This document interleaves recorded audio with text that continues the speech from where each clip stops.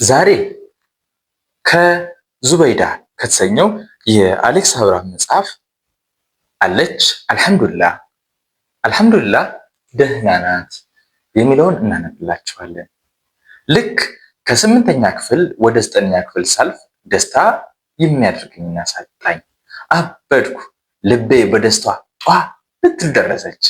የባሰ ደስታዬን ያስነካ ጉዳይ ደግሞ ወደ 9ኛ ክፍል ማለፌ ብቻ ሳይሆን 9ኛ ክፍል እንድማርበት የተመደብኩበት ትምህርት ቤት ነበር። ታሪካዊና ታላቁ ወይዘሮ ሳህን ትምህርት ቤት። እውነቱን ለመናገር ያን ዩኒቨርሲቲ መግባት ወይዘሮ ሳህን እንደ መግባት አያኮራም ነበር።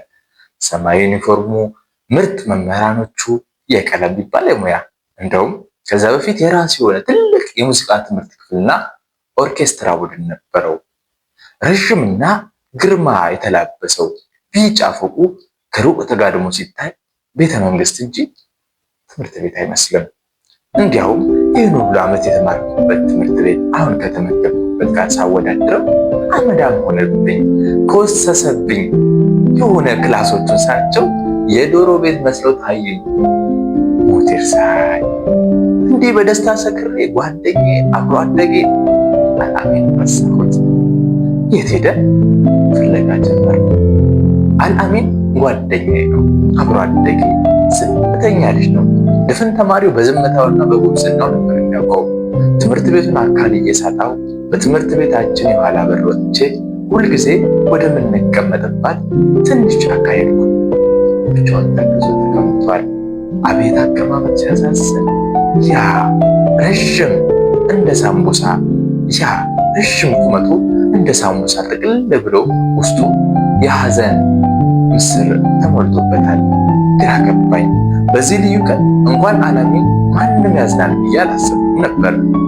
ምን አስተገዘው ግን ካርዱን ባይኔ አይቼዋለሁ። 99 ምናምን ነቅንቆን ያለፈው ያውም ከትምህርት ቤቱ አንደኛ ወጣች። ምን ሆንክ አልኩት። ምንም። ታዲያ እዚህ ምን አስቆለጠ? አፍራ እኮ ወደቀች አለኝ እንባ ተናንቆት። ምስኪን። እኔም እንደ ሳምቡሳ ጥፍጥፍ ብዬ አልአሚን ጎን ተቀመጥኩ። ጠጋ አለልኝ። በቃ ሁለታችንም የሚኒስትሪ ካርዳችንን አንከርፍፈን በትካዜ ቁጭ አለን። ከሩቅ ለሚመለከተን ሰው ካርዱ ወደ 9ኛ ክፍል በጥሩ ውጤት ያለፍንበት መረጃ ሳይሆን ተከፍሎ የማያልቅ ዕዳ እንድንከፍል ከፍርድ ቤት የተሰጠን የትዕዛዝ ወረቀት ይመስል ነበር። ደሴ እውቀት ጮራ ትምህርት ቤት ጀርባ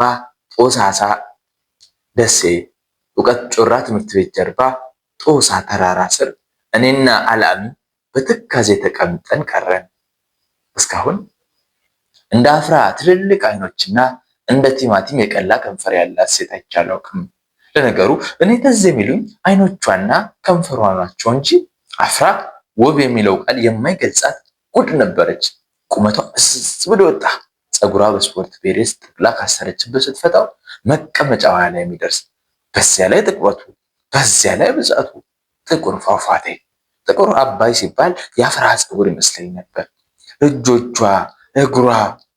አረ አፍራ የቁንጅና 100% እንዴት የሚከሰት አይነት ነገር ነው። ወሎ የቆንጆ ሀገር ሲባል አፍራ ትዝ ትለኝና ሐቅ ነው እላለሁ። እንዲያውም ወሎ አፍራን ብቻ ይዞ ከድፍን ኢትዮጵያ ጋር በቁንጅና ቢወዳደር አጠገቡ ይደርስ ያለ አይመስለኝም።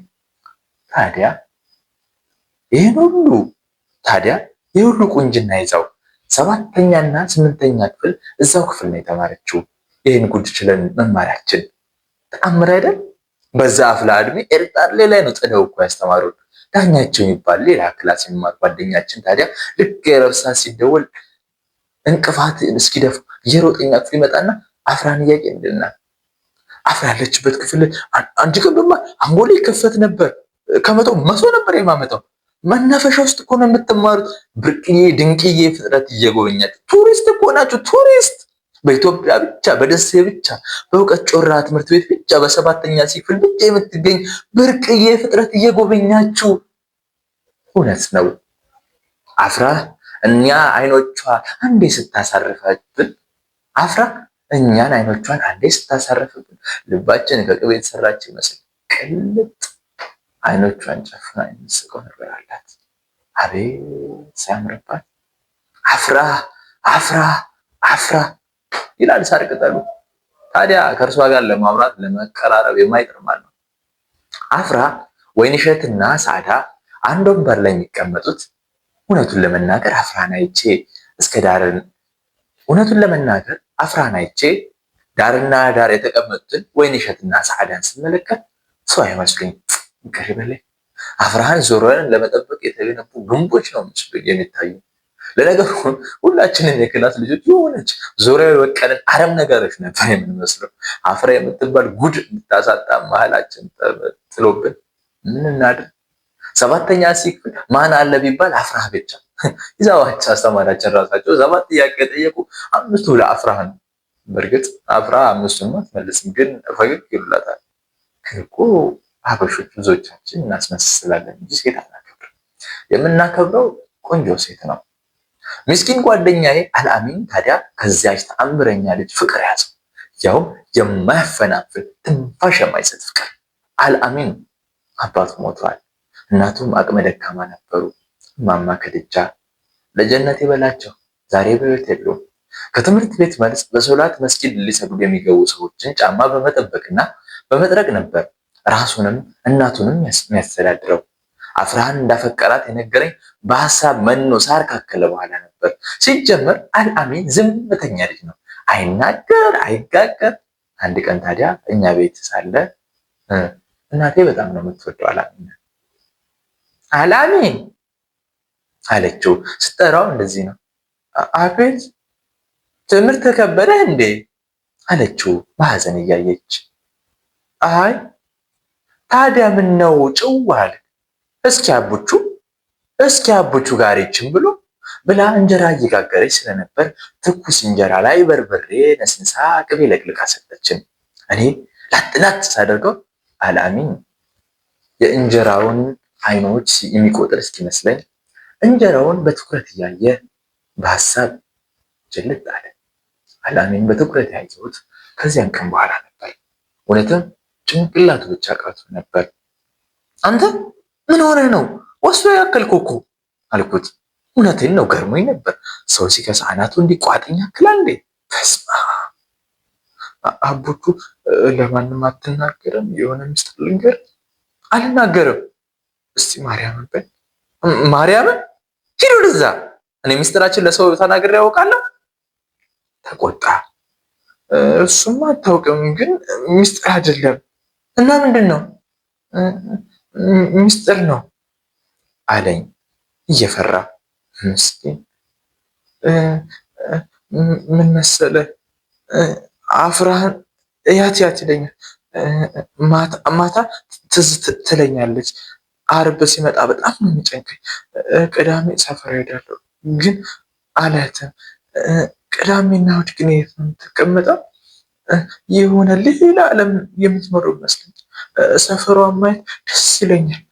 ቅዳሜ ከናፍራ ቤት ፊት ለፊት ያለው ከረምቡላ ቤት የሚጫወቱት ቤት ገብቼ ቆምና ከሩቅ ቤታችን ነው ያለው። አንዳንዴ አባቷ ቀስ እያሉ እየተራመዱ በር ላይ ይንጎራደዳሉ።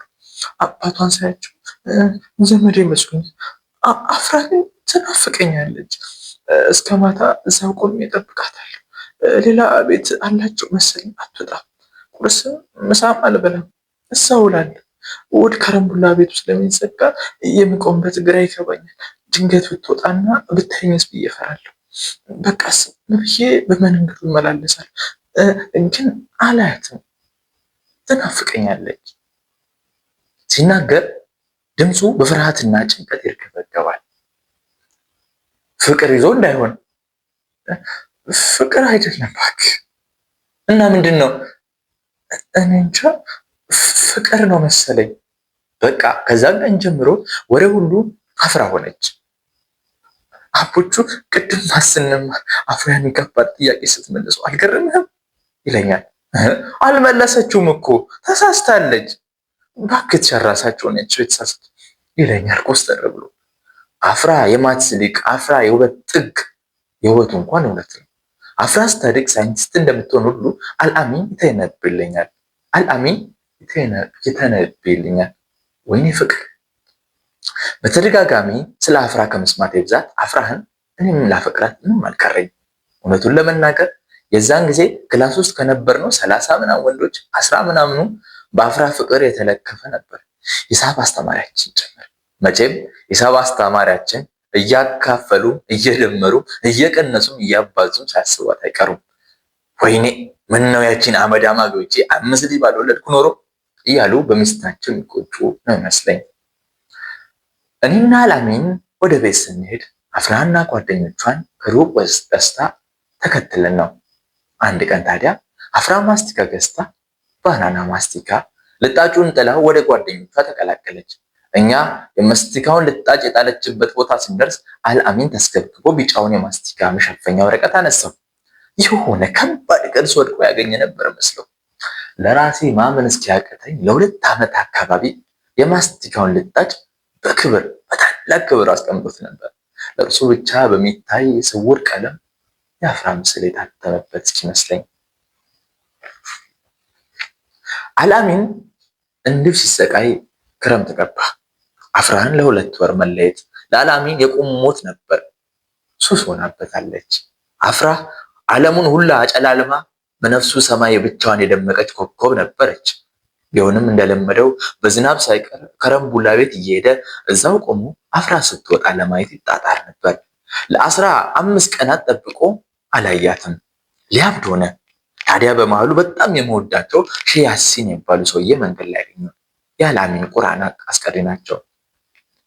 አቦቹ ደህና ዋልክ? ደህና ዋሉ ሼሃችን። አልሐምዱሊላህ። እና ወደ ማውጋ ጉዳይ አለኝ አሉና ከመንገድ ዳር ወስደው እንዲህ አሉኝ።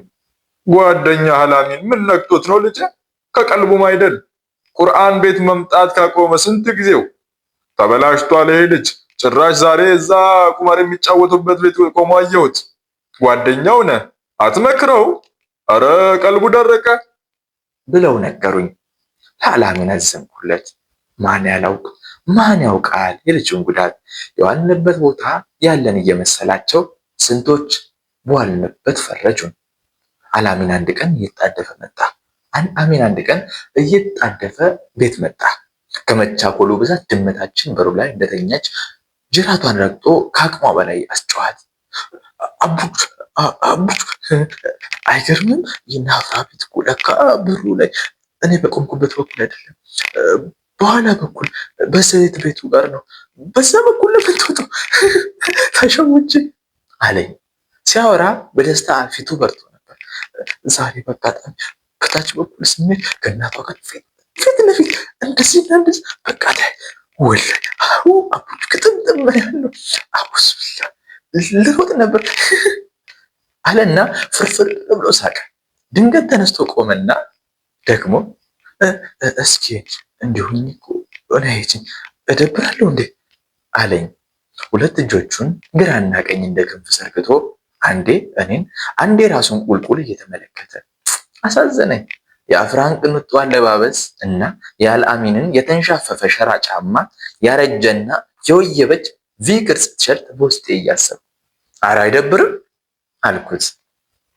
እንደ ሕፃን እየተፍነቀነቀ መጥቶ አጠገቤ ኩርምት ብሎ ተቀመጠ። አይገርምም? ከእናቷ ጋር ሆና በቃ እንደዚህና እንደዛ ፊት ለፊት እንዴት አምሮባታል አቡቹ። ወላሂ ያቺ የምታውቃት አፍራ አይደለች። በቃ እንደዚህና እንደዛ ሆኖ እጆቹን ይንቀጠቀጣሉ። አይኖቹ የደስታ የሐዘን የሀፍረት የምኞት ብርሃን ይረጫሉ። ፊቱ ላይ ደስታ እንዳረበበበት ልሸኝ ነው መጣው። ልንለያይ ስንል አቡቹ 2 ብር አለ እንዴ አለኝ እየፈራ። አልአሚን እንኳን ደፍሮ ብር መጠየቅ የያዘውን ደብተር እንኳን መልሱልኝ ለማለት የሚፈራ ልጅ ነበር። ብር ስላልያዝኩ ወደ ቤት ተመልሰን ከእናቴ ተቀብዬ ሰጠሁ። ደስ ብሎት ሄደ። ቆይቼ ሰማ በአዲሱ የናፍራ በር በኩል አንድ ሻይ ቤት አለች። ሻይ 50 ሳንቲም ነው። በሰጠሁት ብር ሻይ ያዘዘ ቁጭ ብሎ አፍራን ሲጠብቅ ነበር። 4ቱንም ቀን ግን አላያትም እና ከረምቡላ አካባቢ ያገኘውን የናፍራን ሰፈር ልጅ ጠይቆ አፍራ አዲስ አበባ ለእረፍት እንደሄደችና ትምህርት ሲያልቅ እንደምትመጣ ረዳው። ቅስሙ ተሰበረ። ቢሆንም እና አፍራ ሰፈር መሄድ አላቆመም። በየቀኑ ያንን ሰፈር ሳይረግጥ አይውልም። ሸርፍ ተራ ትርምሱ፣ ግርግሩ፣ ጫት ተራው፣ መኪናው፣ የደሴ አንደኛ ቀውጢ ሰፈር። የሁሉ ግርግር ግን ከአፍራ አይበልጥም። አፍራ ብቻዋን የአንድ ትምህርት ቤት ወንዶች ነፍስ የተደረደረባት ገበያ አይደለች እንዴ? እሷ ከሌለች ለምን ትሄዳለህ እለዋለሁ። እኔ እንጃ ነው መልሱ። ያሳዝነኛል። አንድ ቀን ደግሞ ቤት መጣና አቡቹ ስራ ልጀምር ነው አለኝ በደስታ ፍንክልክ ብሎ። የምን ስራ አልኩት። አይሱዙ መኪና ላይ ረዳትነት። ትቀልዳለህ? ወላሂ እውነቴን ነው። ከአዲስ አበባ ደሴ የሚመላለስ አይሱዙ ስራ ልጀምር ነው። እናቴንም ነግሬያት አሳምኛታለሁ። መኪናው ቅዳሜ ወደ አዲስ አበባ ይመጣል። አብሬ እሄዳለሁ። ብታይ ቀላል እኮ ነው ስራው። ፊቱ ላይ ተስፋ ይንቀለቀላል። በቀጫጭን እጆቹ ሸራ ሲጎትት የጎማ ብሎን ሲያጠብ ካሰብኩት። አላሚን ትንታጉ ተማሪ። ይሄ ፍቅር የሚሉት ነገር ምን አይነቱ ልክፍት ነው በእግዚአብሔር። አልአሚን ገና በመጀመሪያው ጉዞ ከመኪና ላይ ሲወድቅ